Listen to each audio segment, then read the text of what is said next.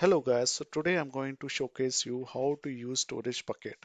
So storage bucket, you can find it in your orchestrator. If you look over here, there is a storage bucket in shared, okay? And if you want to add the storage bucket, you can click on add, okay? You can give anything, any name, any description, and you can click over here as add. For now, I'm just going to cancel it because I already created from my end.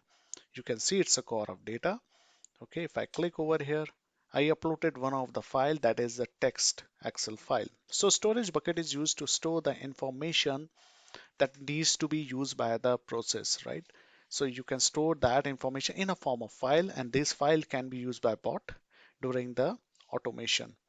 Let's come back to UiPath Studio. So to use the storage bucket, you need to use this activity, download storage file. This is the path. You can say the test Excel file, storage bucket name, it's Gaurav-data, which you can see over here. Okay, this one. And the third thing is like file name and location. So here I have given a path where the file will be downloaded. Okay, now I'm going to execute the bot again. So bot is going to download the file in a bot's repository. There it is. So this is a text file which is being downloaded from a storage bucket. Okay, I hope you guys like this video. For more videos, please subscribe this channel. Thank you and have a nice day ahead.